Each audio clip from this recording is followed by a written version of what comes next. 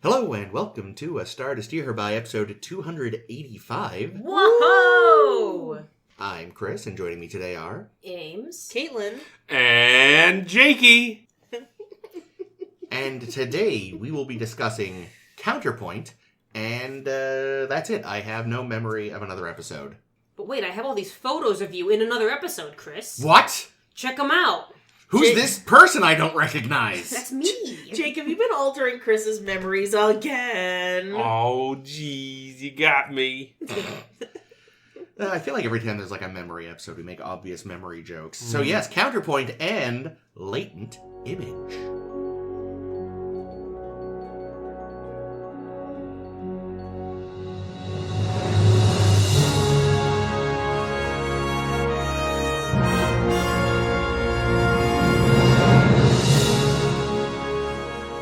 First up, in Counterpoint, the Voyager's doing a fly through space, and some people show up, and they're all like, get ready for inspection.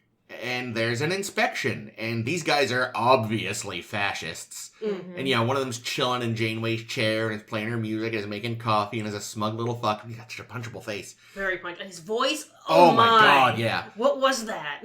Yeah. And, I said he sounded like the guy that plays Bane in the, Harley Quinn cartoon. Yeah, he sounds like the Harley Quinn Bane actor, like, a lot. It was really distracting. It was not him. Fun fact, though, I looked up the Harley Quinn Bane actor. His grandfather is a mathematician so renowned he has a thing named after himself. What an interesting connection. Yeah.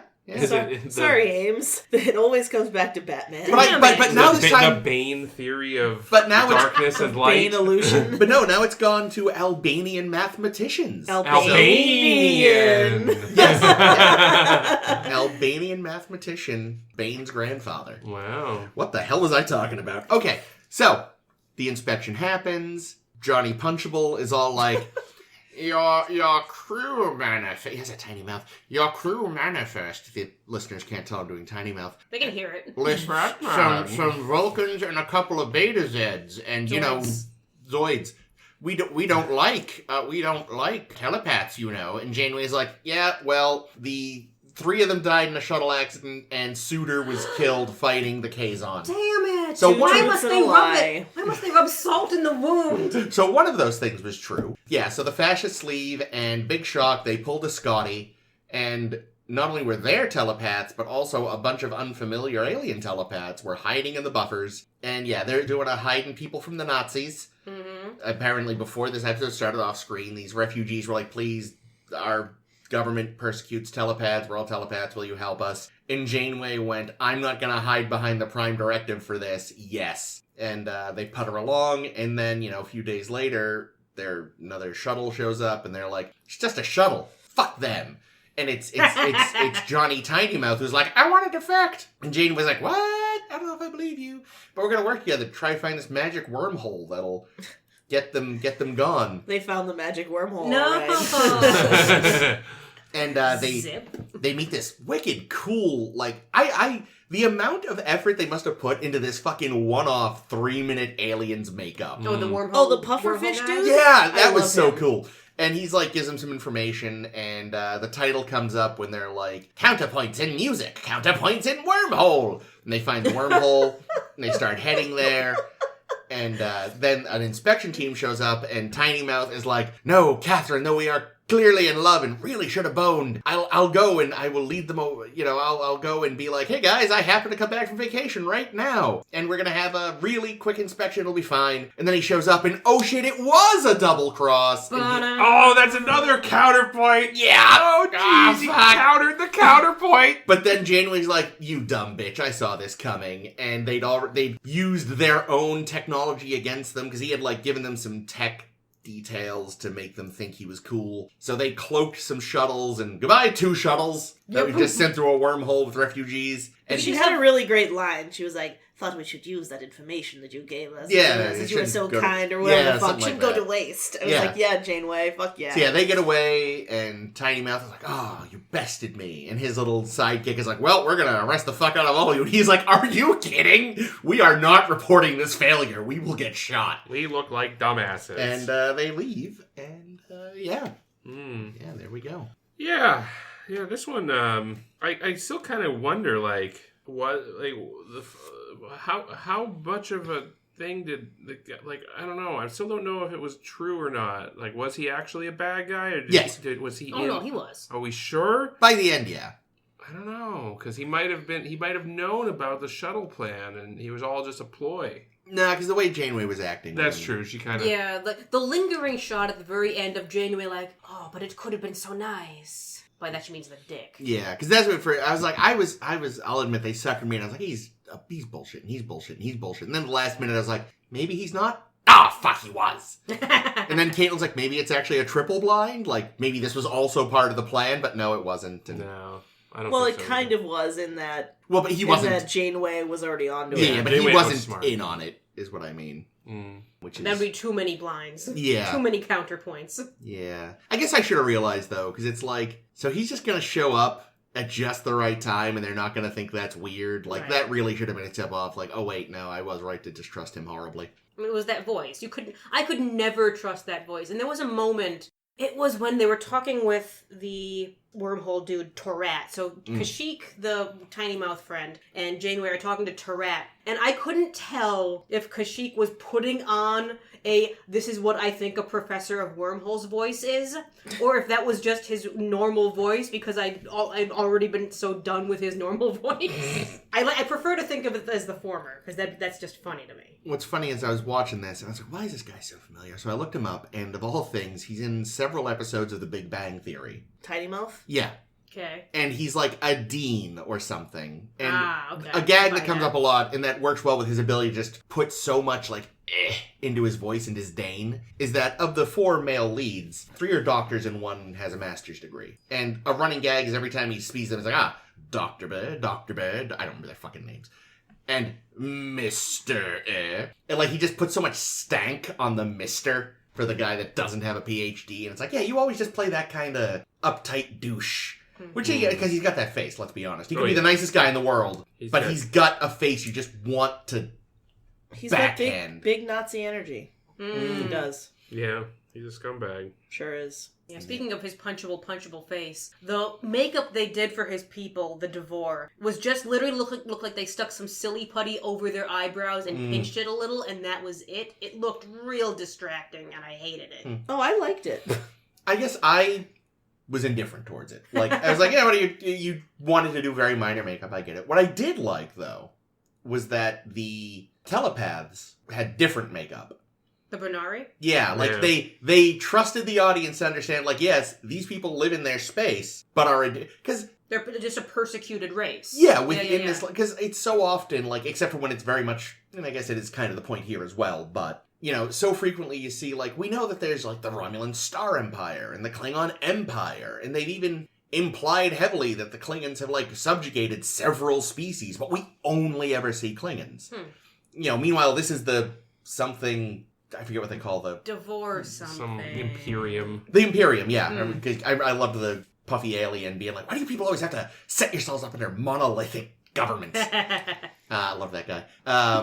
But like that they had... lived. Yeah, me too. Same. They had another, species pop up.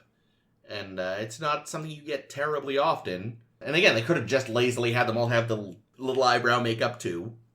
So they all hid in the transporter, eh? Yeah, they pulled a Scotty. Mm. Of course, it wasn't going well, it sounds like. Yeah, they're not as good at it as Scotty was with his... He was an expert. To be fair, Scotty was one for 2. Yeah, That's it's true. But it also was, he was in there for like 60 years or something. Yeah, he was in there for a long-ass time and was doing it with, like, a crappy civilian ship that he owned. Like, they have the latest thing in Federation tech and way more experience, and they're still... But they're doing like 20 people instead. So Yeah. I don't know if that made a big difference. It could have, yeah. Everyone's brains are bleeding together. Plus, they're telepaths, so... Speaking of, though, here's the question. So we know at the end they weren't actually doing the buffer trick, right? Yeah. So did they just slap Tuvok and Vorik into spacesuits and like duct tape them to That's the my underside guess. of the saucer? And the other chick. Oh, yeah, the Gerard, other- the Betazoid. Yeah. So yeah, they got all 3 of them in EV suits duct taped to the underside of the shuttle of the saucer. It's like, this is uncomfortable. Or they were just in a different pattern buffer that time, since they knew that Tiny Mouth would be like, they're in Cargo Bay 1. Tiny Mouth. Cool. Good So talk. here's the question. Was, and I'd hate it to be, because I enjoy him so much, I'd hate him to be a fascist, but was Puffy Face in on it? I don't think so. And I have a feeling if Kashyyyk was, not, was a bad guy the whole time, as it appears he was, his buddies probably picked that Puffy Face guy up immediately. Oh no, Yeah, that's a bummer. he is dead. Yeah. We don't see it, but I have a feeling he's not doing so well. Sad face. Well, I don't know, maybe not, because it does all sound like they just wanted to find the wormhole. Mm-hmm. And once they realized, they got all they could out of him. They're like, oh yeah, no, he doesn't, this is the most he knows, so fucking whatever. I hold out hope that he is both not in on it and alive. Mm.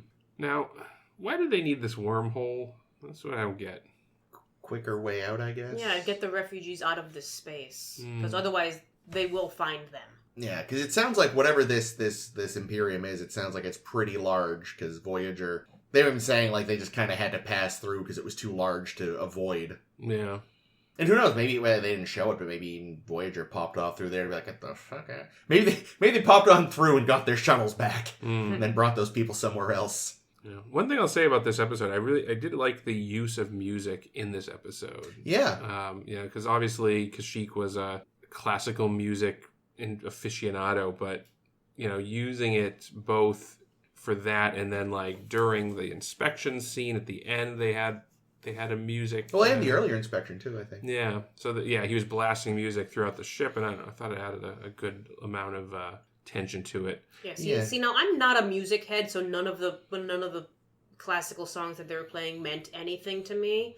But I know there was that point at the end where he's playing, I think, Tchaikovsky, because it was his and Janeway's song. I don't recognize the music at all. They had talked about liking him or something. Sure. And then Janeway flips it to something else. What was the significance? Because I don't know songs. I think it was the one he'd been playing during the first inspection. Which was just to be... He said it was to be calming, but I'm certain it was to be intimidating. Yeah. I has your music, crew. Yeah, basically. I don't know tons about classical. I know some of the really famous stuff that most people hear just because they use it and everything. So yeah, I am... If there's deeper meaning to any of the choices... Totally beyond me. It would have been too on the nose to play Wagner. Oh, God. Oh, God. Yeah, and I noticed again another episode where they made use of the shaky cam style in a few instances. Yeah. During the inspection. Yeah. Well, there's a really obvious moment in the next one, too, remind me. We'll see. You'll be listening to the edit later and be like, damn it! That's happened.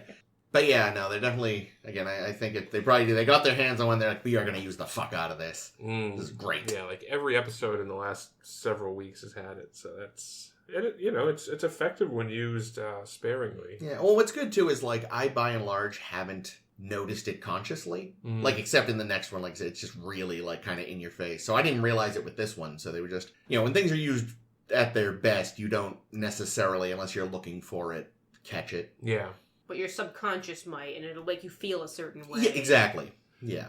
What I think this episode was lacking, because, it's mostly a Janeway story, and I think she's in almost every single scene. And we don't really get to see anything from Tuvok, who is both the security officer and also one of the telepaths being subjugated, who has to, go into the buffer, and also he's losing some of his cell capacity. Stuff. Yeah, because of going into the buffer all the time. And yet we never really see his perspective on Kashyyyk.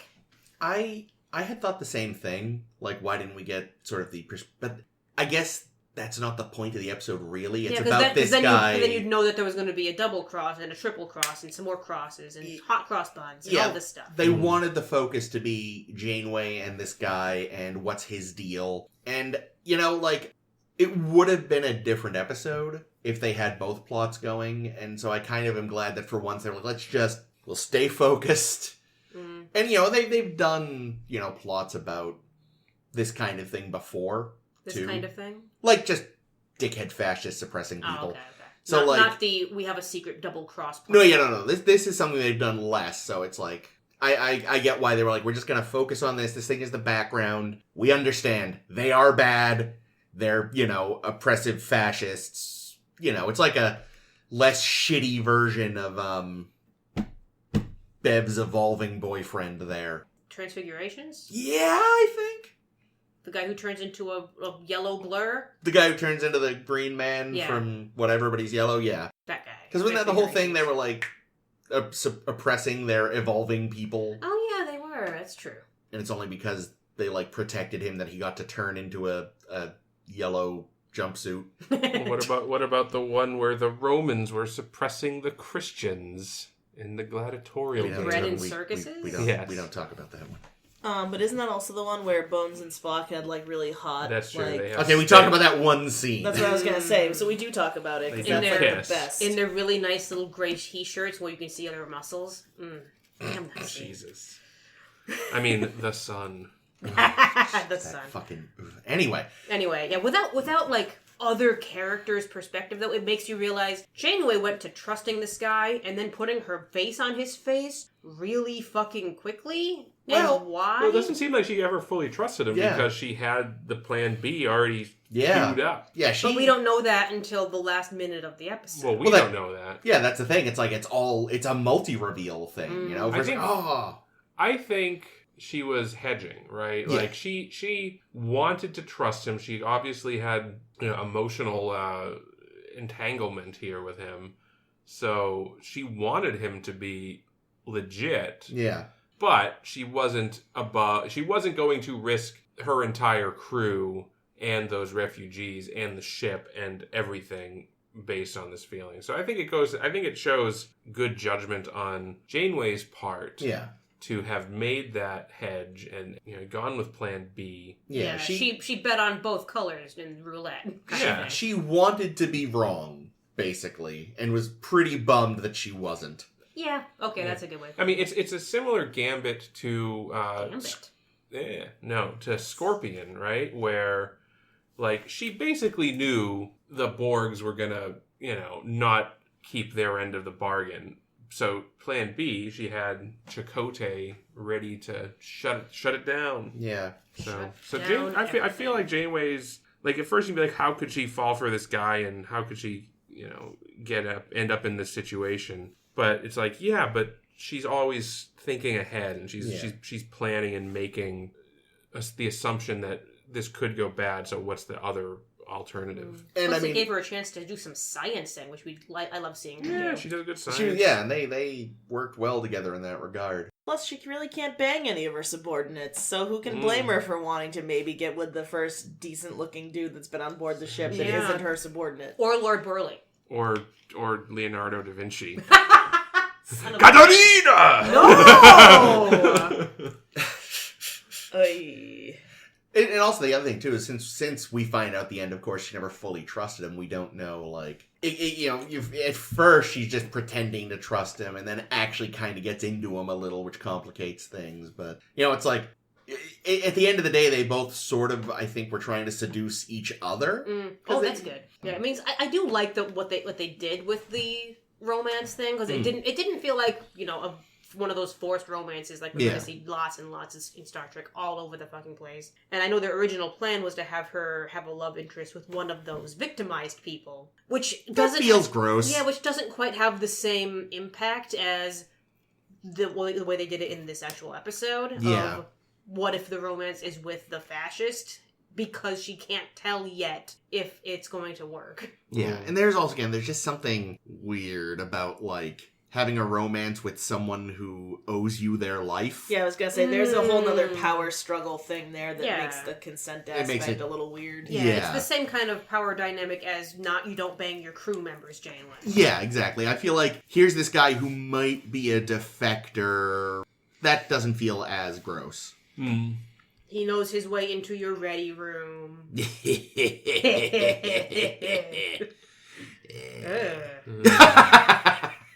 Well, when did I say? At one point we were watching it, and I don't remember what was said that made me say this. Do you remember what it was? No, but I remember what you said. At one point they were like listening to Tchaikovsky or whatever, and he was being all hot, and I said as Janeway, like, "Oh, well, my lower decks are flooded with plasma or something." Oh, goodness. Warp core something. God damn. My neural gel packs. Are expanding rapidly. No, wait, that's him. His neural jetpacks are... No, if your neural gel packs are expanding, that's going to lead to a brain bleed. Get to... Oh, I assumed it would maybe like a boner. I don't really know how dicks work. No, I know, because neurals. I assume it's neural gel packs. That's actually pretty close. So, one thing I thought kind of interesting, right, is that they did this whole transporter buffer ruse, and it didn't work. Like, the bad guys knew. He knew all along. He knew all along. Yeah. Or at least, so it's implied that this whole inspection thing has happened a bunch of times, and we're only seeing the last 2. Yeah. So maybe it worked for a while, but by the time of this inspection that we see at the beginning, they've already figured it out. Yeah. Every single time it's like, oh, you guys are doing a weird thing with your transporters right now. And they're like, yep, we're just running a diagnostic. Wink, wink, don't you know? Yeah. Because he knew that everybody was in the transporter buffer. Yeah. Yeah. Because like you said, this was about, for whatever reason, they couldn't find this wormhole, but figured Voyager could. And he was right. Because Janeway is a science genius without involving literally anyone on the science team somehow. Yep, just her and the fascist and a little bit of information from Puffy Face. Yeah, I love the scene with Puffy Face when he's like, "Oh, a wormhole." Oh, yeah. I mean, I would call it a layman's term. Yeah. Well, right. They corrected themselves and said, no, but you know how to find this actual thing. And he was like, oh, well, the wormhole's a dumb word. I did enjoy watching them kiss his ass a little. It's like, okay, we have to butter this douche up. Let's... Like, at first they tried, you maybe aren't as clever as you think. And it's like, okay, no, you're very clever. The whole act was We've all seen Aladdin. Yeah. Too bad you can't get us out of this cave. Yeah, oh, we need someone really, really smart to help us with this. He's like, me! Also, that's me. Replicate him a bunch of fuel of some kind. Yeah, I really enjoyed that makeup. It's like, that is a lot for... Maybe that's why the makeup on the fascists was so basic. They'd blown most of the budget on Puffy Face. Well, I think it was worth it, because I really... Oh, yeah, he was terrific. His little nose thing poofed out. Just, like, such a random little one-off dude on screen for, like, maybe 5 minutes tops. And it's like, you put so much effort into this. This is amazing. Must have been hard for the actor, though, because, he couldn't actually breathe through his nose. Yeah. Like, that was clearly, like... And you notice that whenever he's not talking, his mouth is open. Yep. It's like, so that's how he's breathing, because if he breathes, you'll see his face do things. Yeah, I think it was in the documentary series on the History Channel that Jake and I were watching at one point, and they interviewed some of the usual extras that you see time and time again, like our friend Tosk, who always gets under lots and lots of makeup, and he said, like, there was one instance where I was in lots and lots of makeup doing the whole thing, and then just started, like, getting all my scenes wrong and fucking it up because he was stuck under the makeup, mouth breathing all day. And they said, "Okay, you're done for the day. We'll do the rest later." We also get to see a little repeat of our Adventures with Flotter story as Neelix is telling the worst children in the world. Oh my god. Assholes. I can see why these people are persecuted because I hated that kid so much. Oh shit. That's actually why the Imperium hates them so much, is that they keep trying to tell them stories, that they keep preempting the storytelling. It's like that episode of Bob's Burgers where that guy keeps, like, finishing Gene's jokes. Yep. These fucking kids just keep stealing punchlines. That's really what it is. It's just children. Children are awful. And they're only, they're even worse when they can read your mind. Why didn't he just throw them into the fucking... The kids could have all been babysat very handily by Flotter and Treasus. Why do you have to tell them? Whatever the again, that's the other thing. Like, if he had just put them in the holodeck... Yeah, there's no minds to read. There's no minds to read. They would have actually had an enjoyable time. But no, Neelix has to do it his way. Well, Tom was in there playing Captain Proton. There you go. Yeah, there it is. And by playing Captain Proton, I assume you mean jacking it?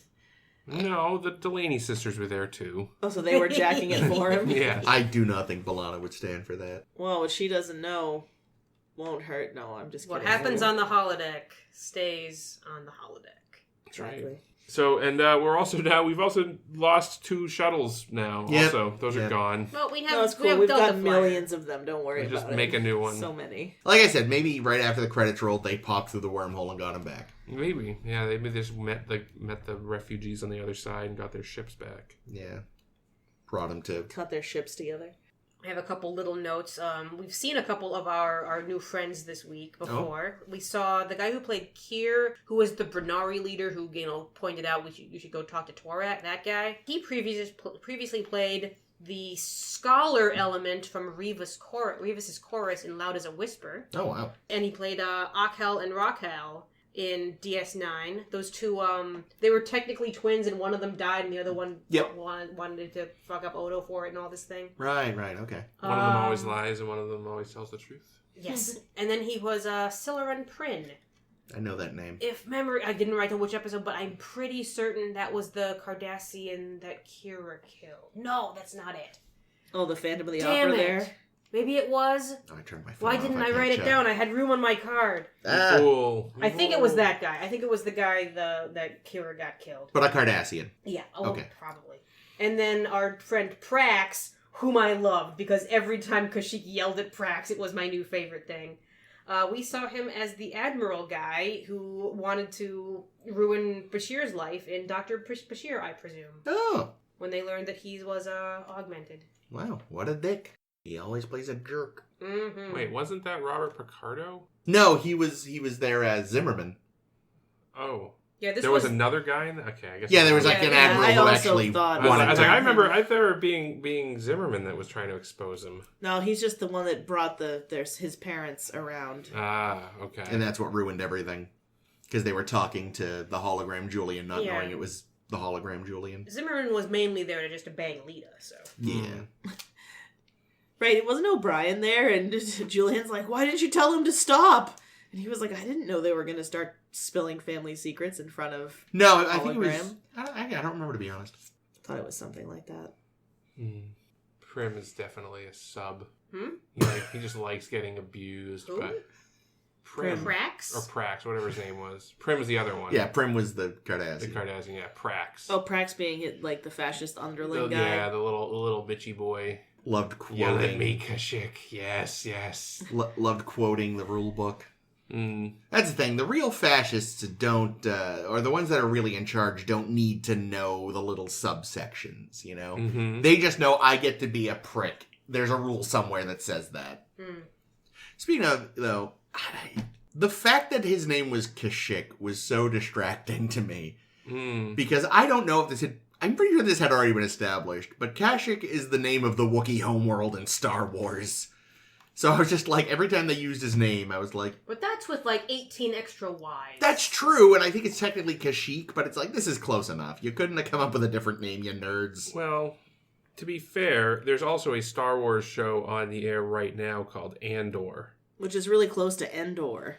And Andorian. Well, Andor is the homeworld of Andorians. Oh, right. Oh, right.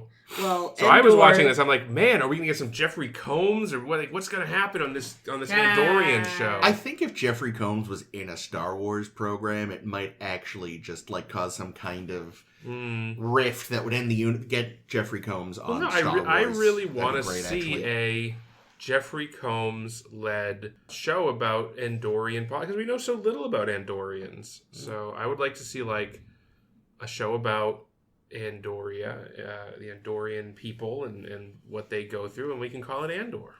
I saw a rumor that after Picard wraps this coming season We're gonna 3, get Wayun. we might get 7. Ah. I don't need But that. Picard has fucked that character so bad. The writers did not know what made 7 of 9 a compelling character on Voyager, and totally The skin tight outfits? no. I know, I was just kidding. And basically we're just like, yeah, we gotta have Jerry Ryan on our show. And okay, well, should she act like the character that she played, 20 years ago? Nope, just gonna have her act like fucking Jerry Ryan. Doesn't matter. Have her do all kinds of things.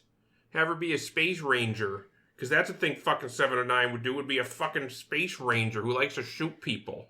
I can see 7 of 9 wanted to be a space ranger. No, I who shoots people. can't! I don't know, it's been 20 years. Maybe she really started liking guns. I don't know. Fuck that show. Also, I just haven't seen enough of this to really know if it makes sense. Because I didn't see most of the last couple seasons of the show. I don't know where she goes as a character. Well, keep watching and we'll see. Maybe it'll be in Latent Image. Latent Image, you say? Because she was barely in this one. But she was in Latent Image a lot more. So in Latent Image, the Doctor is making everyone get their photo taken when they get their physical, as if getting a physical wasn't tedious enough. It's not just. It's like a deep look at your hog photo. I was actually really disappointed. There was no hog. I mean, I knew I wouldn't get to see much, maybe just an outline, but no, not a single, not a little bit. Ensign Kim or whoever is apparently just built like a Ken doll. That's disappointing. So, yeah, they're taking photos and he's showing off like, oh, I have these deep 3D images of you. Check out your skeleton, Harry Kim. And he's like, oh, there's weird scarring at the base of your skull. And he kind of zooms in. He's like, you had brain surgery. And Kim's like, I don't remember having brain surgery. And the Doctor's like, wait a minute. This is a technique I came up with. I did it, but I don't remember doing it. I signed my name on the base of your skull. Pretty much. What'd you write? I can't say. And so he goes to Janeway and is like, so I'm missing some memory? Oh, no. I skipped a step. What? They go to his... What order is this happening? Fuck. What scene are you talking about? So they go into his camera. Okay. And find the missing images. And after that he goes to Janeway? Oh, well, he calls Janeway out on the fucking Well, that's bridge. later. He went, right. he talked to Seven, and Seven helped him recover the images. Right. That I remember, but I can't remember what order it happened in. That happened first, and because when she turned him off for a little while, and then when she came back, he had completely forgotten the whole thing. Right. Because somebody had fucked with his program. Right. And this somehow led to them knowing about the missing images on the camera. So anyway, they dig up some missing images from the camera, and there's a woman in a bunch of photos he doesn't recognize, and there was like clearly some kind of attack, so he goes to Janeway, he's like, there was an attack, and these things were deleted in my memory, so something is up. And Janeway's like, well, thank you for bringing this to my attention. Mr. Tuvok, you look into this, yes. And the Doctor leaves, and Tuvok and Janeway share a, look. Doctor, go turn yourself off for a while. We'll deal with this. Yeah. For your safety, turn yourself off. And the Doctor's like, fine, that seems okay. But he's like, wait a minute. Hey, computer, back up my last couple days worth of memories, and if they get deleted, 1, turn me on, and 2, put them back. And we're like, okie dokie. And he sets up his camera, and it's like, and if anyone comes in, take pictures. And he turns himself off, and a door opens, and invisible Janeway walks in. Because she should have been in the reflection, goddammit. Like, it was an interesting idea, but anyway. And yeah, or at least a shadow covering something. Or something. Something. So anyway, she comes in, fucks with his program, he gets turned on, the memories come back, he goes to the camera, sees Janeway, and is like, it's a conspiracy! And he runs to Janeway, like, what the fuck? And she's like, look, something happened, it broke you, we had to delete some stuff because it broke you. And he's like, well, that's not cool. And she's like, shut up, you're a toaster. And like, literally, dude. Well, literally, he's a replicator, No, but I mean, literally, that's what she said. Yeah. Like, she's fucked up. And Seven is like, this seems wrong and shitty. And for once, Jane was like, god damn it, you're right. So they let the Doctor know what happened. Basically, this woman and Harry and him went on a mission. They got shot by a magic alien gun, which gave them exactly equal chance of survival. The Doctor saved Harry, and his programming couldn't deal with the fact that he, made a choice basically that seemed to be based on emotion, since normally it's based on hard data, and it just causes this huge feedback loop. He starts to have an emotional breakdown, and they think about just deleting the memories again, but then Jane's like, no, we gotta let him get through this, and they just put him on the holodeck. Well, because Seven, again, is like, Yeah. you don't get to choose. Yeah, exactly. Are we individuals or are we not, Janeway? Yeah, and Janeway admits that she still thinks of the Doctor as an appliance. She really wants some toast. Which is crazy. We're at, season 5, aren't we? He's, very people-y. Yeah, I mean, anyway. But she made the original decision back in what would have been season 3? 3. Year and a half ago? Yeah, it must have been 3. Yeah, but even now, she's still at first just kind of like, whatever. I made this decision already. I'm doubling down. Well, she Yeah. tries to justify Counterpoint. it to Seven and be like, he's got more in common with the fucking replicator than he has it with you or me. Yeah. Which is so fucked. A little bit. He really bothered. But yeah, so they stick him on the holodeck to sit in a comfy chair and have an emotional breakdown. Someone is there at all times. Watching him have a breakdown. Egging him on. Yeah. And we just kind of end with him still struggling with things. Mm. And, he'll be fine by the next episode. Oh, well, yes, obviously. Yeah, and I thought it was interesting. And to Janeway's, I don't know about credit, but to give throw a bone to Janeway here. Like, Wow. she does, like, she could have put it better, but you also just can't have the one, doctor that you have for the whole ship Oh, like broken for weeks at a time. Yeah, trying like, to. there's a We practical... have Paris. There's, like, a practical concern here. We'll always have Well, and honestly, like, Good one. Kill me dead. episode title. No! Uh, It's a TNG episode. oh, good point. I mean, the thing too, though, is honestly, it's like I appreciate like that she's got this. This is just a character trait of hers. She has trouble thinking of him, and that's character flaws make characters realistic. Yeah. Like if she was just like. Because when you think about it, she doesn't, over the course of the past several years, she hasn't spent a ton of time with him. It's not like Picard and Data who were like always hanging out and Picard's like, yes, Data, you can be a real boy. Like, she spends as little time with him probably as she has to. And so, yeah, she doesn't think of him in this same way. And again, I if it was just Picard and Data again, it would be boring. And again, the fact that she, like, has this mental hurdle she has trouble getting over of, like, he's more than just the EMH now. It just makes her more realistic. Yeah. You know, Her conundrum in this episode of what do I do about the Doctor is even more like driving the episode than the conundrum with the Doctor itself. Yeah.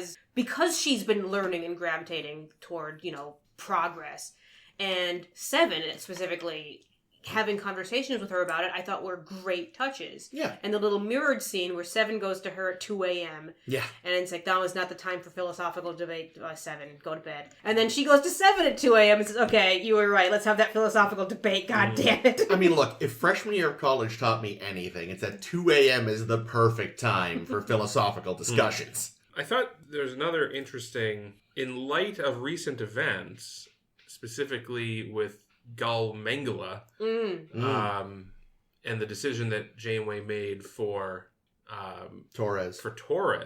It seems like it's basically the same situation. I hadn't thought of that. Yeah. That's a good point. Because in that one, she specifically made the decision to go against Torres's wishes, specifically because of the impact it would have on the ship to not have a chief engineer. Yeah. Meanwhile, Carrie or whatever his name is like, damn it. Yeah.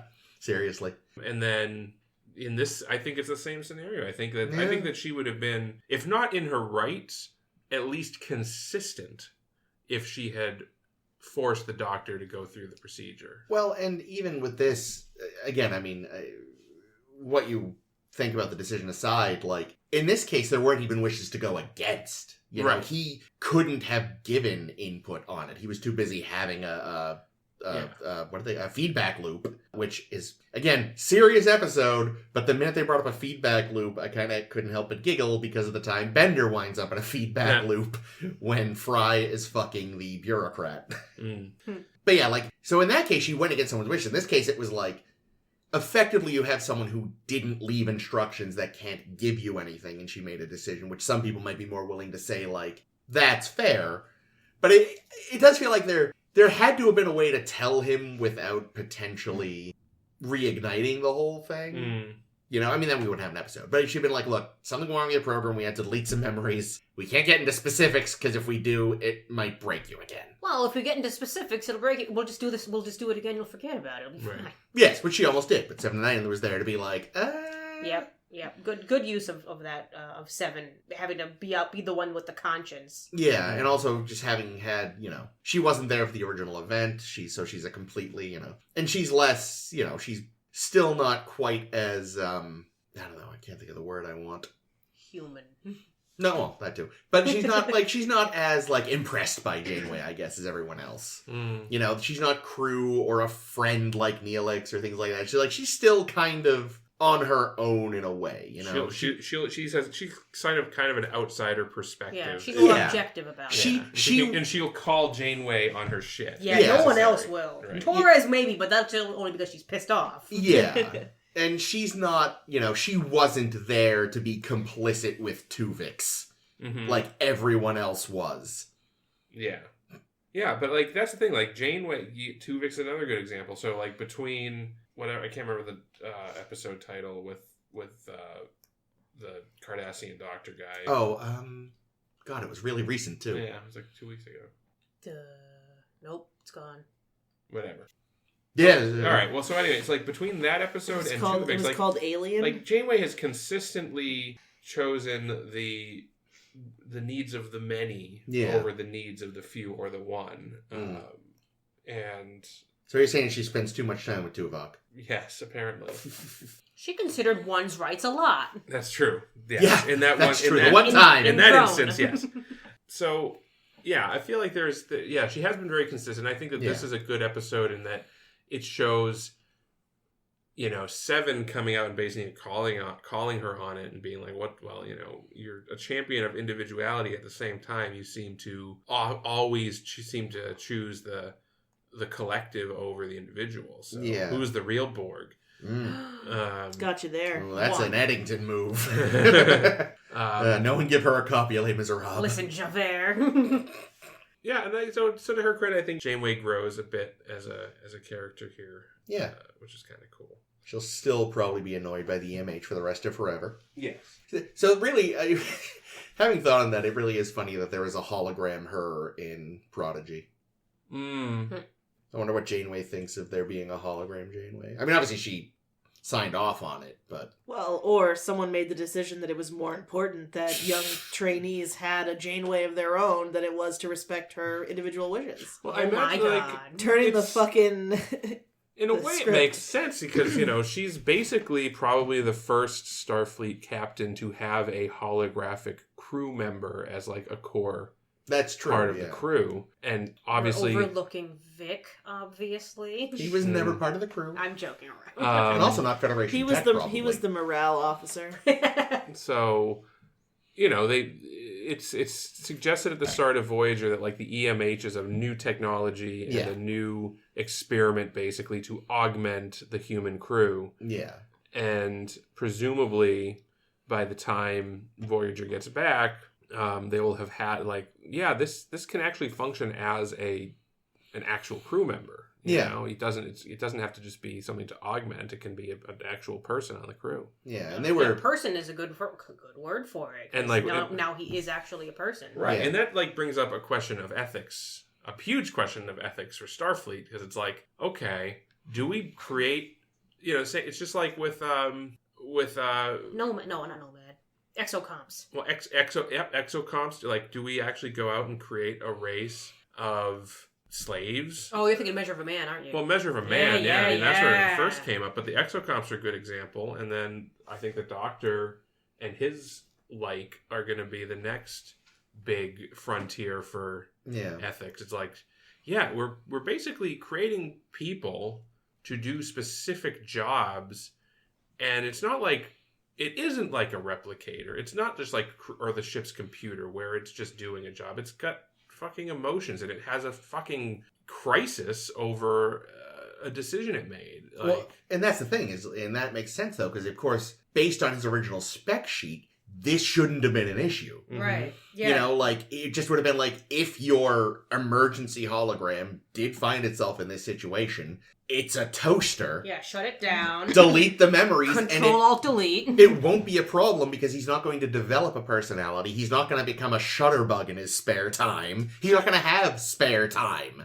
Yeah, he comes up with the plan to, leave a nanny cam out in his office, which a fucking machine wouldn't do on its own. Yeah, so, it makes sense that they wouldn't have prepared for this eventuality because he was never supposed to be in it. And again, even if he wasn't supposed to have become, a person. Mm-hmm. He was supposed to just be a program. Yeah.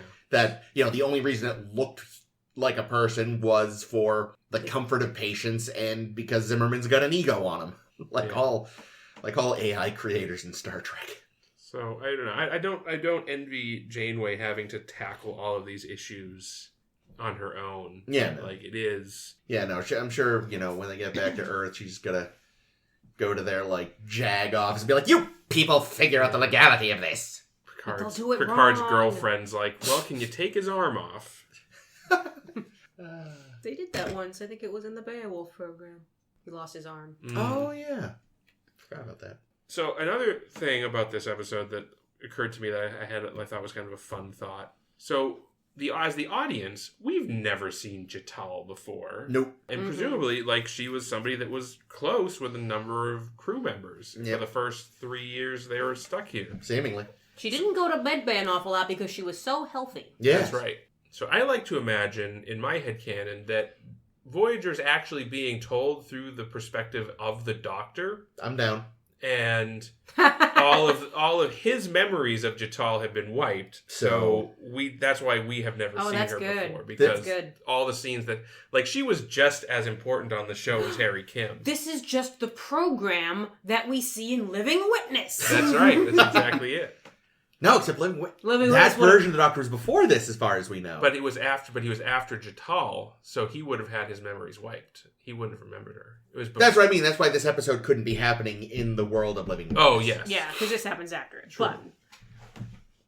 But one thing that I saw, like, internet nerds all get all about is, so if the issue happened 18 months ago or whenever, before Seven joined the crew, yada, yada, yada. Where's Cass? Yeah, why is Tom the nurse and not Cass? Yeah, and the answer, because they couldn't get Jennifer we're not going to get Jennifer on the show. They're not going to bring her in for one day. It was her day off.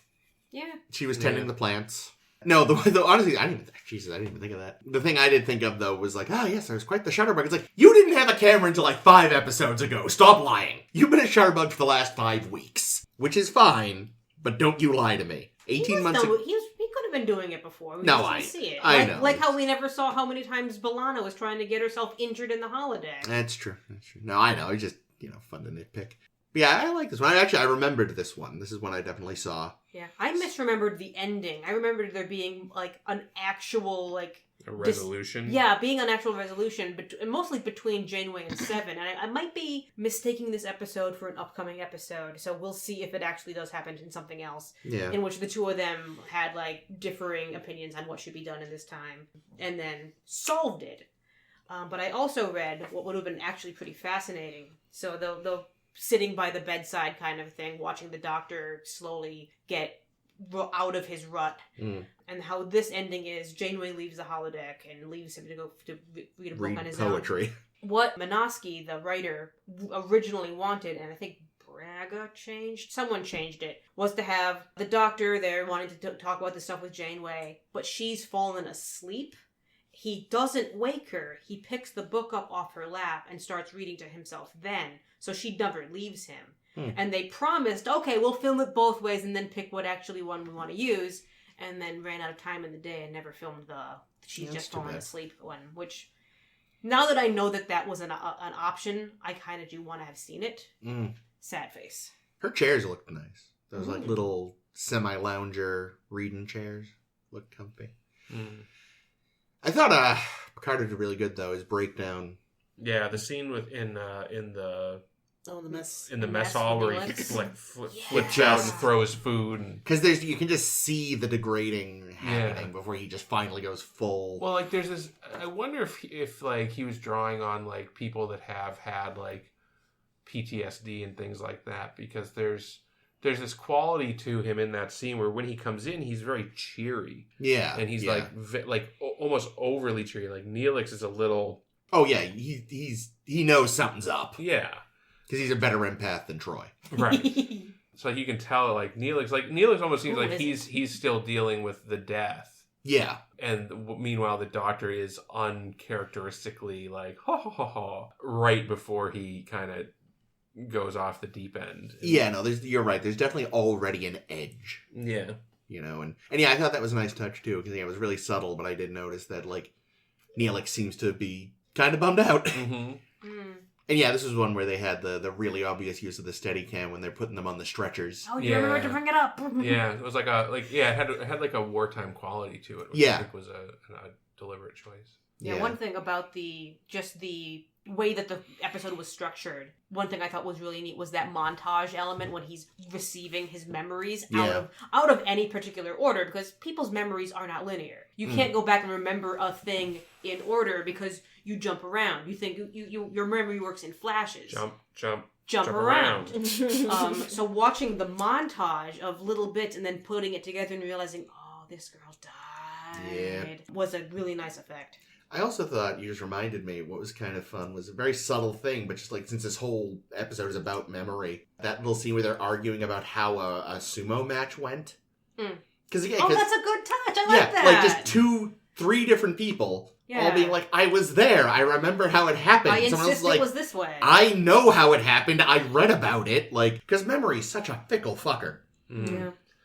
I just love the fact that Tuvok is a big sumo fan. Because of course he is. He's a Vulcan. Vulcans love Earth stuff. They do. But yeah, well, even, hell, us, right now, you were saying, like, you might be conflating this with another episode. Right, yep. I remember ages ago with DS9, I had stuck the ending of one episode onto another in my memory. I remember we got to the end of the episode where Worf is a terrorist. Right, yeah. And he has no comeuppance. You're like, where are the comeuppance, I remember? And I would remember the comeuppance from the, disobeying orders to save Jadzia episode. Which still, in retrospect, like, where was the comeuppance for the terrorism? Nope, we're fine with that. But yeah, memory is just so... there's so many interesting experiments they've done with it. I brought this up on the podcast years ago, in fact, but they did a study once where people came in knowing they were going to be in a study. And they went to a desk. It was like at a university, so they went to a desk to sign in. The guy was like, oh, okay, let me just, I gotta get you some forms. And he would duck behind and a the different guy desk. would pop up. Someone else would pop That's up good. with the forms. And they didn't look that much alike. They didn't, find two guys who looked a lot alike. They found two guys who looked kind of alike, maybe. In that, they're both white guys, They didn't really fuck with people. Be like, did you not notice he was black? It's like, of course I fucking know. But, it was like, one was blonde, one was brunette, or something like that. Different enough. And the other guy would pop up, and most of the participants didn't even notice the guys had switched. They didn't even notice their experiment had started yet. Yeah. That's great. That's awesome. Yeah, so, and in a case like this, because what's interesting when you think about it, I thought at this one point, there's a moment where him trying to remember something is effectively part of his program. It's an affectation. Because he's a computer. Right. He should remember it instantaneously. Yeah, anything like Data does. Yeah, anything he hasn't had deleted, he knows exactly. He has the best memory on the ship in that regard. Because he's a computer, again, except for when you fuck with it. So... which we do all the time. Yes. So it's interesting kind of to have that whole thing that went nowhere, but a smarter person than me can run with it. Yeah, I also was likening this episode to, remember Whispers? The one where there's a replicant O'Brien running around? Yeah. Everyone treat him like he's normal O'Brien so that he doesn't know something's up.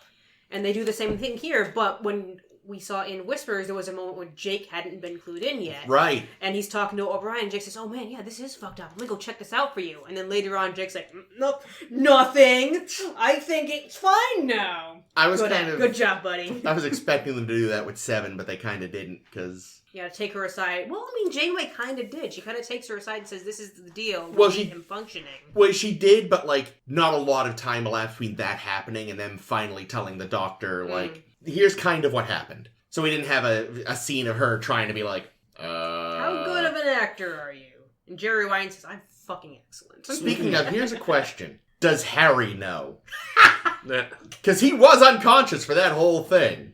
He would remember I'm certain they'd tell him, because otherwise he'd bring up Jatal at some point. Good point. What happened to Jatal? And I guess he would have remembered the attack, even if he didn't remember the surgery and all that. Also, what about his guilt, right? If the doctor is survivor guilt. Yeah, if the doctor's having this much trouble with it. I think it canceled out his survivor guilt from the alternate Voyager that blew up. That's right. There we go. It just finally entirely blanked his memory, so it's like, good, I'm fine now. Everything's great for Harry. Everything's coming up, Harry. Oh. Yeah, that's a good point. They would had to have told him. Because, now again, I'm just thinking of that Simpsons where they had that whole elaborate con where they framed Willie for murder. Remind me. It's the one where Bart and Homer take up being con men. And it gets out of control. And they eventually frame Willie for murder. There's a whole trial. And then it's the big reveal. It's all just a wacky lesson the whole town was in on teach home. And they go, everyone was in on it? Willie wasn't! Yes, you're right. I remember that now. That's what it is. They didn't tell Kim. They actually just also wiped his memory. Right. Yeah, and having thought of that, I mean, yeah, I quite like the episode, but I do wish there'd maybe been a scene after. Maybe Harry should have been there for a minute. Him and Harry could have had a talk. So, in addition to fucking with the doctor's program, they must have also had to, like, wipe any record of Jatal from, like, the ship's crew manifest, lest the doctor ever check it. Or like the assholes who were doing all the ship scans in the previous episode. I see you had a Betazoid, and also who's this Jatal person? Yeah, or they at least had to put it, they probably locked it behind, like, security shit. Yeah, you wouldn't think that you could just delete her. She's probably in someone's, like, offline. If Chakotay wrote about it with a pencil. I guess the whole crew had to be told, do not mention Jatal to the doctor. Well, because that's the thing. Like, she's clearly someone who's well-liked enough on the crew and well-known enough that they would have had a big party with all the senior crew for her birthday. Yeah. I mean, with a crew this big, you'd have a birthday every other day. Yeah, sometimes multiple birthdays on a day, I'm sure. Yeah. Yeah, the Delaney sisters. Man. True.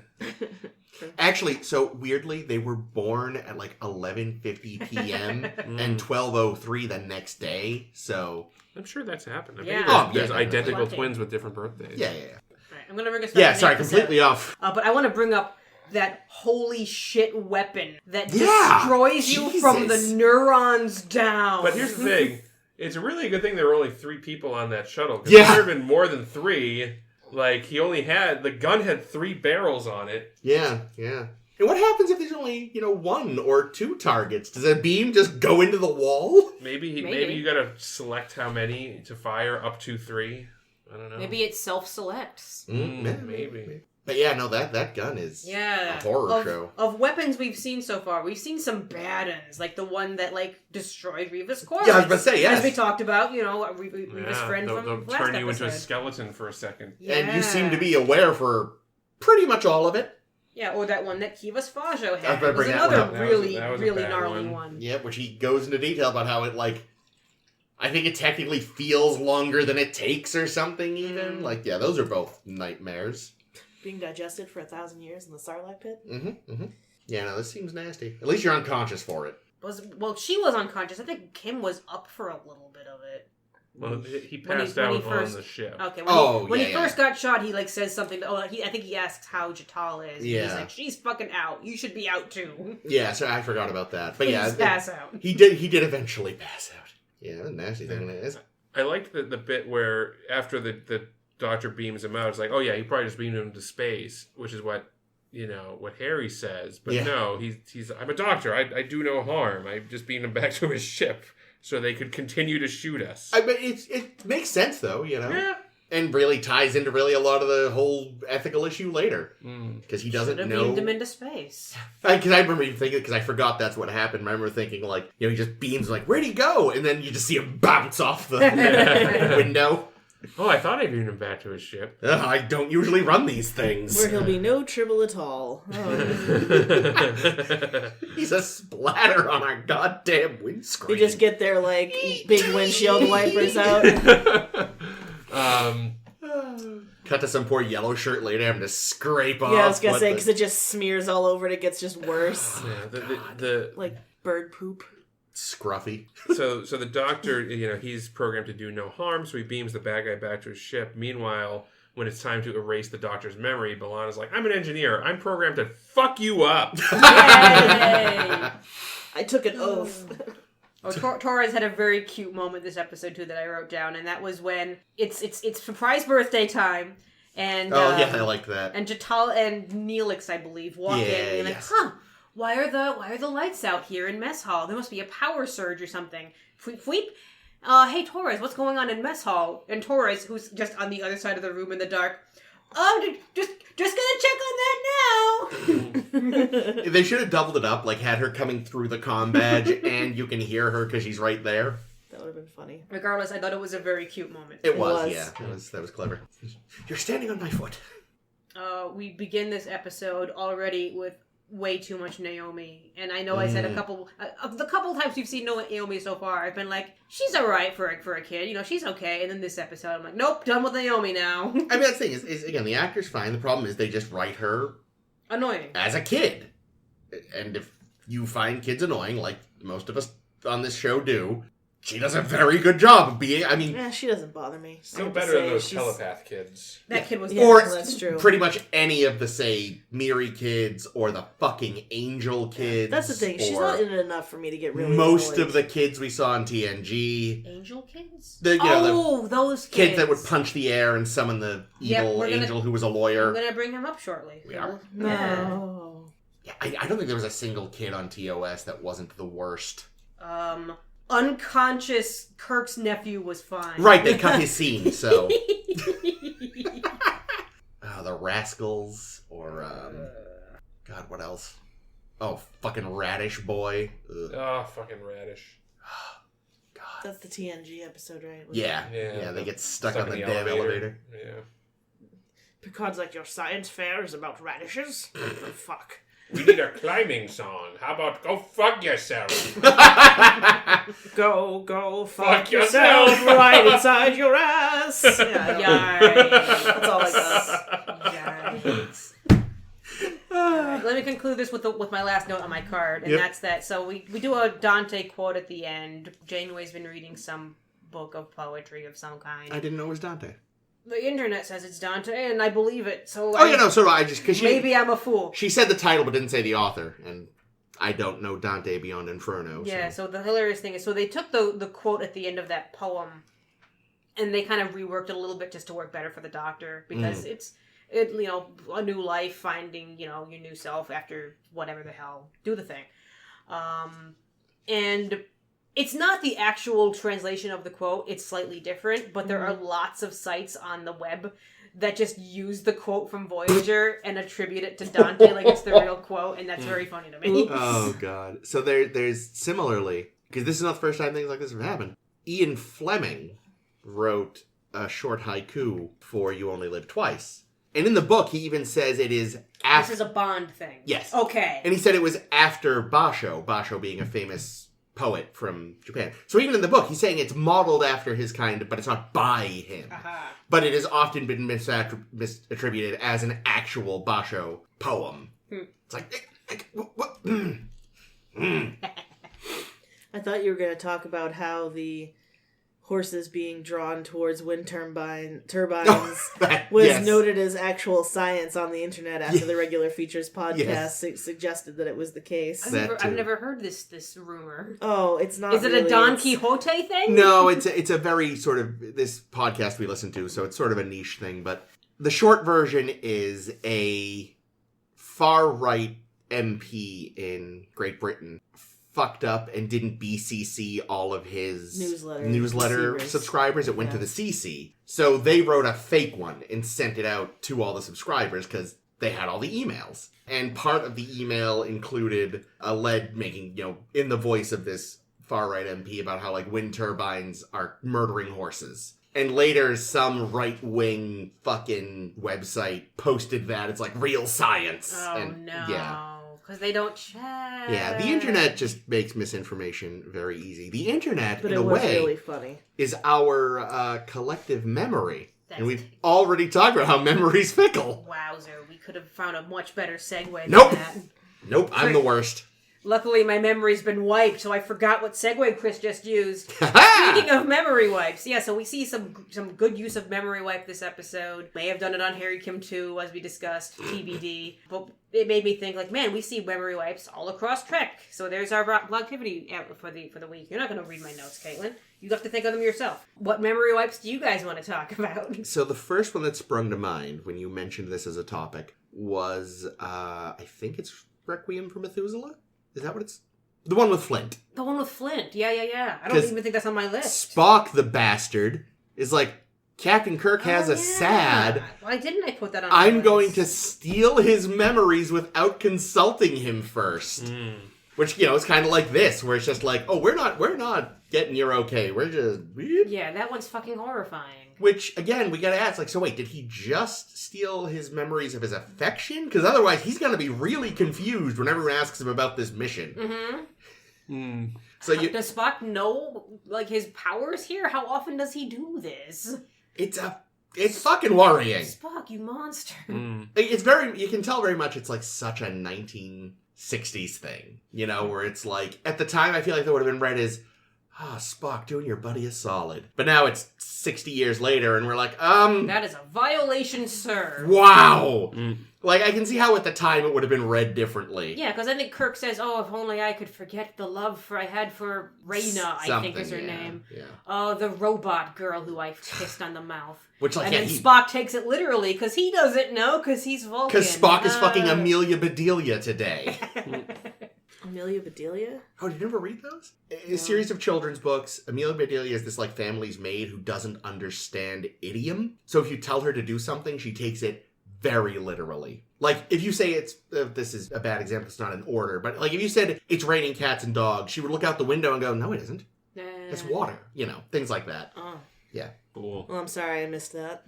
The books were better than the example I just gave. I think one that occurs to me, a good memory wipe, is from Conundrum. Oh, yeah, that's one of your favorites. Yeah, the TNG with that is a good one. Duffy, what was his name? Oh, McDuff. That's a fucking good episode. McDuff, yeah. And they have to slowly try to figure out who they are from their own records. Yeah, and there's and Ro and Riker bang. That's right. I think my favorite memory wipe is how Star Trek wiped all of our memories and tried to make us think that Argyle wasn't chief engineer of TNG. He was such a great chief engineer. He was awesome. I don't know why they really screwed him over. I know Roddenberry tried to claim Star Trek V didn't exist. Right. It's like, sorry, Gene, it did. I mean, Roddenberry tried to, like, decanon all of TOS. Like... Yeah, so he wouldn't have to deal with it during the writing of TNG. Yeah, he's like, it's a new thing. Yeah. Why am I being written out of this? Which, frankly, would have been a better choice. Because just make it a different fucking show. Well, it's weird, though. It's like, on the one hand, you try to decanonize it. On the other hand, you end your first episode with a cameo by DeForest Kelley. Like, pick a choice, buddy. Yeah, you can't really have both. Actual memory. How does the angel tie into a memory wipe? You said we were going to bring him up. Yeah, I wanted to bring him up. So in the episode, And the Children Shall Lead, doesn't he take the memory from the kids? Or the kids lose their memory somehow that their parents are dead? And then when they see their parents dead on the screen, they're like, oh, that. I don't... It's not so much that they forgot they were dead. I think the angel had convinced them they were evil or something. I forget how that went. But I saw a reference online to that episode, so I wanted to bring it up. That's fair, yeah. I mean, he definitely manipulated them. So you could say he's fucked with their memories in that regard. But I don't think there was a wipe per se. Right, I'll go double check. Yeah, I haven't seen that one in a Dingoes, so... In a dingo. Not that I want to relive anything from And the Children Shall Lead. Yeah, no. That's why I haven't seen it since we watched it. It's like, yeah, I'm good. Were there any others from TOS? Plenty. Let's start with the Changeling. Nomad wipes Uhura's mind entirely. Right. Yeah. And it is never resolved. She's like, nope, she's fine. She remembers everything now. She read a book. Yeah, she's fine now. What about, what she had for breakfast this morning? Doesn't matter. What about her entire history? Does she remember her family? Does she remember her mother's voice? Nope. Yeah, I forgot about that. In the Paradise Syndrome, Kirk just loses all of his memory for that whole that's time. Right, yeah. From whomping his head on the pillar. I'm so happy. He remembered that. How happy he was. He was very happy. So happy. And very, very sad. Yes. Spock should have removed those memories for sure. Also, like, ooh, yeah, we're all just gonna forget that the fact that we browned you up a little. Ooh. Awkward. Weird choice.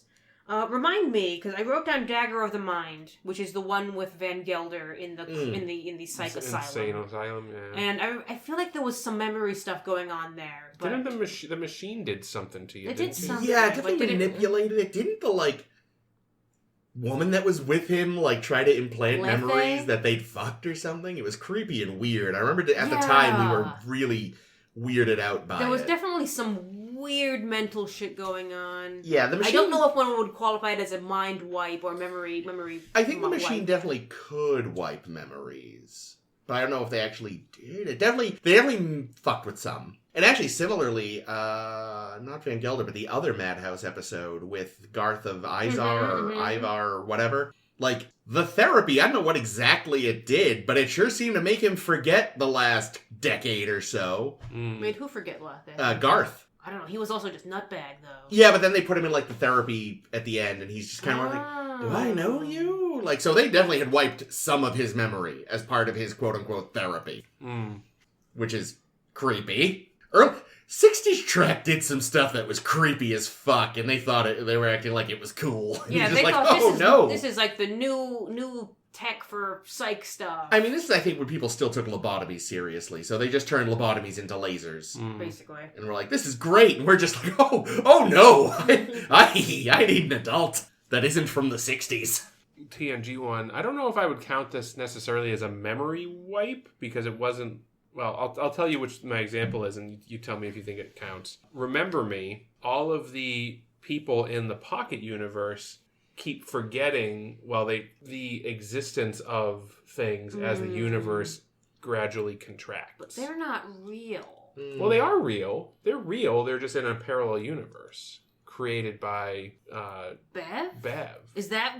Oh, gosh. I don't know if that's how I interpreted that episode. I mean, it's not like it was all in her mind. She was trapped in a parallel universe of her own making. Yeah. And so you're saying that the people in that universe were real people. They were real people, but they were disappearing as the universe was collapsing. Well, in that case, as the universe is collapsing and they're forgetting people, are they still all the same people, or is each instance of the universe contracting a new person? I don't know. That's a good question. That's that's why I'm not sure if this. That's a weird gray area. Certainly, while you're watching it for the first time and don't know what the reveal is going to be, it sure as hell looks. Oh like yeah, it. everyone's just like, wait a minute, what do you mean you've forgotten that Dr. Quaist isn't real? Yeah. Of course, the ship is just me and you. Why? It's fucking enormous. Yeah, that's a great episode too. It is. Yeah, if only for that scene when it's just the two of them. We've never needed a crew before. Yeah, some of the memory wipe episodes are really, really good because they make you think of stuff like this. And then there's shitty ones like Transfigurations. Not a good episode. That's our yellow bodysuit man episode. Yeah. Oh, they wipe memories in that one? The guy had amnesia the whole fucking time. Oh, right. I just remembered the thing I mentioned earlier, so I don't remember that being a terribly... Was it a bad episode, or is it just the suit's bad at the end? I don't remember. No pun. I'm not joking. I genuinely can't remember if I thought it was a good episode or not. Because it was a rushed romance with right, him and Bev, and the whole time I remember thinking, this doesn't work. Right. Okay. Yeah. Bev, why are you falling in love with this man? When it's been long enough, you sometimes can't remember. It's like, okay, was the whole episode bad, or was it just that like this one thing at the end was stupid, and that's my overriding memory, kind of like the lizards in Threshold. Thank you. Jesus. Where it's like, oh, actually, start that ending bit. So yeah, Clues. Yep. Yeah, that's a good one. It's a good memory wipe. In this case, the artificial person is the only one that does remember. Yeah, that's right. And that's the problem. Yeah. Here's another TNG one, because Pulaski performs a memory wipe on Sarjenka in Pen Pals. The Pulaski maneuver. method. Yeah. We haven't brought that in a while. And again, I'm the worst person. I'm not kidding. I just keep having genuinely forgotten things because I have a memory like a fucking sieve. It's because we've been wiping your memory about these episodes. Yeah, don't check your camera. There's the one where we wipe Kern's memory. Oh, yep. yeah. Being Sons Kern. of Moog. And that one's so fucking That one's controversial. uncool. That one's uncool. It's like, Julian, how do you do it? You do no harm, dingus.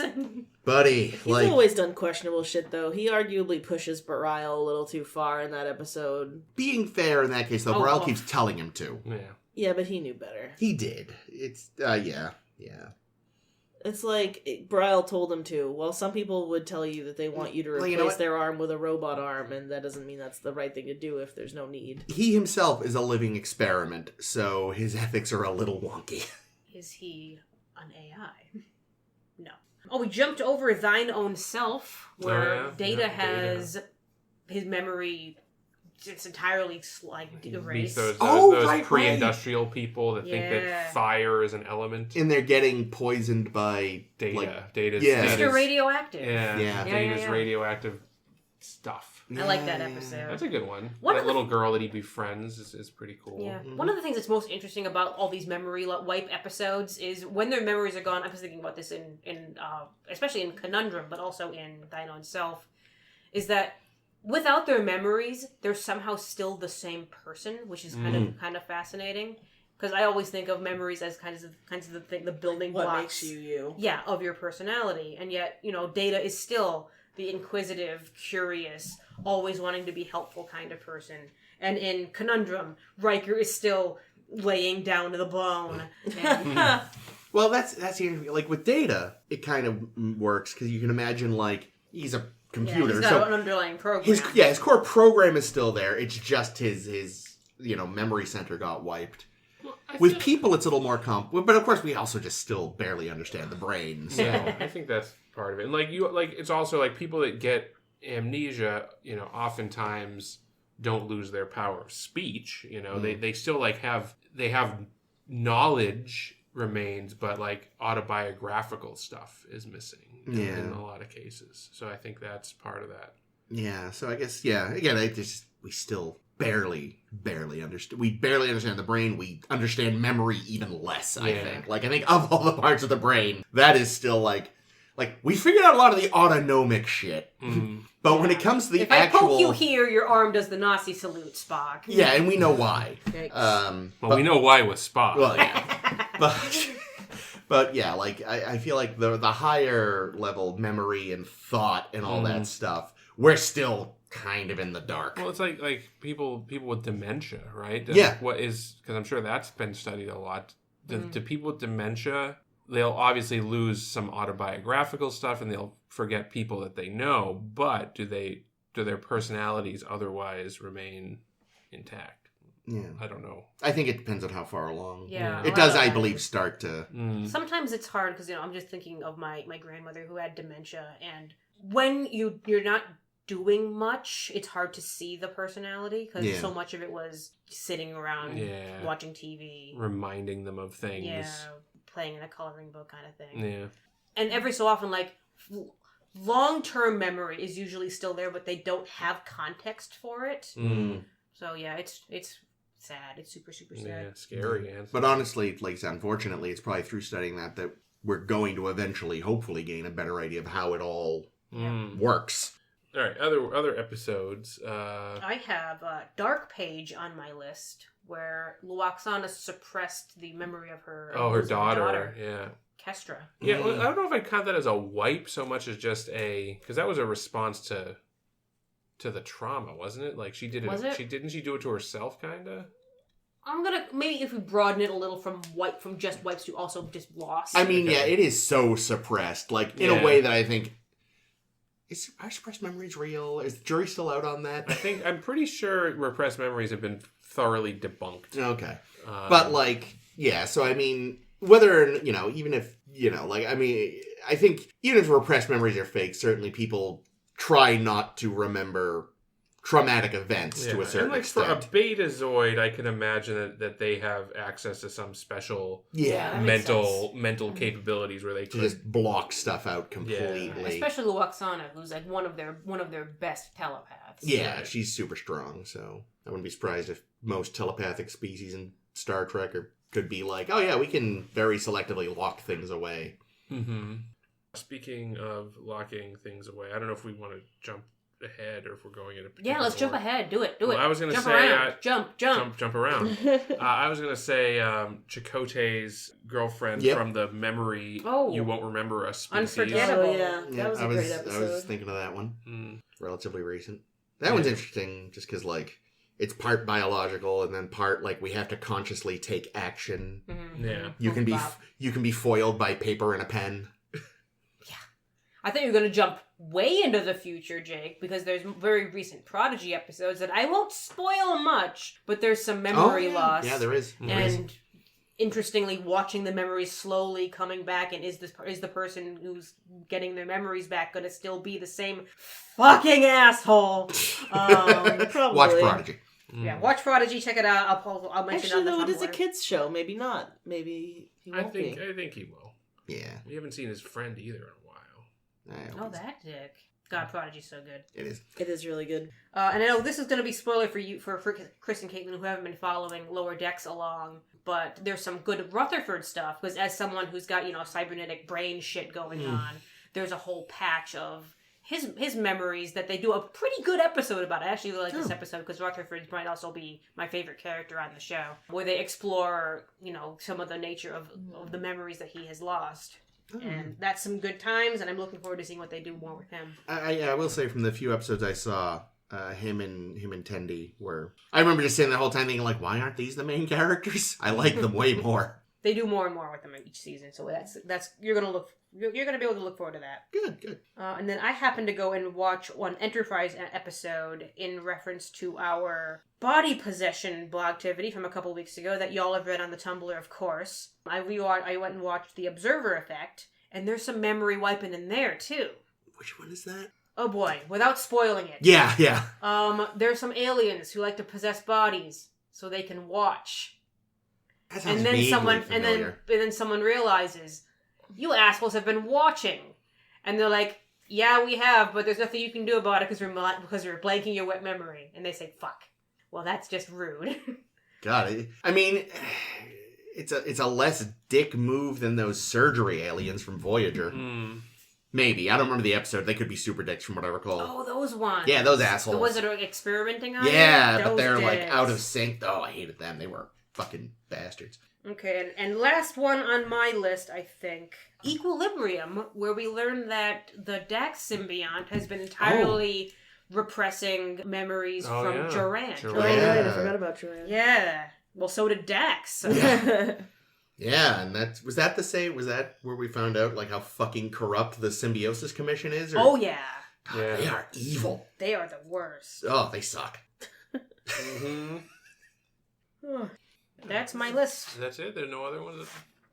I don't know. If you think of more, let us know. We'll put right. it on the Tumblr and have everybody at home listening. If you think of some, start your own Tumblr and make and do your own goddamn Were there any in TAS? If you think of any more, here's what you do. Just remember this climbing song from my childhood. Fuck yourself. Oh no. Speaking of things from Jake's childhood, there's going to be more Voyager to discuss next week. Woo! Much better segue. Yay! We're discussing the episodes Bride of Chaotica! So Exclamation point! And Gravity. So definitely join us for those next week. Check out all our memory wipe stuff we just discussed over on our Tumblr, as well as all of our other great blog activities who are up there. Ooh. Go read those. You can hang out with us on Facebook and Twitter. You can follow all the other episodes we've released over on SoundCloud or any podcast place. They're all the same. Go listen to our discussion of Requiem for Methuselah. See what we said at the time. Oh God, we said Spock, you fucking monster. That's what we said. Speaking of being a fucking monster, this has been Ames. This has been Caitlin. This has been Jake. And, who am I? Oh God, I forget. Check the photographs. Oh, fuck. I was gonna make a... God damn it. It's just pictures of cats. Ruined my own joke. What was the joke What was gonna the be? joke? I was gonna call myself whatever Zimmerman called... The Image called himself in the Beowulf episode. Schmeckis? No. Schmullis? No, that was the girlfriend. He decided yeah. he was gonna be like Von Willebrand or something ridiculous, but not that. Oh, I don't remember. I'm sorry. Huttenhauser's. This has been Chris. Yay, you've kept all that. Probably.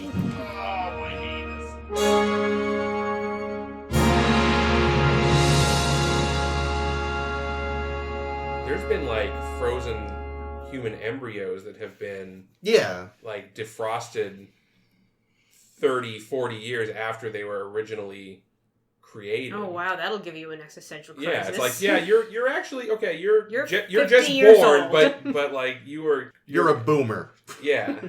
You could have been born 40 years ago. Listen, I've seen how ice cream gets if it's been in the freezer too long. You're trying to tell me that you can keep a living being in a freezer for 40 years and it's gonna be fine? Sounds like a basis for a really bad comedy. Be like Rob Schneider plays like, a guy who was like born through a test tube. So even though he was born when he acts like he was older and that somehow someone would try to make that funny and it wouldn't work. You know what's going to happen? some Hollywood hack writer is going to stumble on our podcast Yep. one day, and pretty soon we're going to be seeing ads for Test Tube Brothers or something, you know? Boomer Zoomer. Boomer Zoomer! Oh, shut up! There you That's go. You've got it great. right there. There- And starring Rob Schneider and other guy. Yeah. Adam Sandler. Adam Sandler. And, I don't know. Who else is in all those stupid movies? Well, actually, if it's Boomer Zoomer, no, it's got to be Kevin some James. 20-year-old flavor of the month Mm. who's going to be playing the Zoomer who acts like an old man. Well, I don't know any of those. Yeah, I don't know neither do anything. I. I don't know about the youngs. I'm too old to be hip.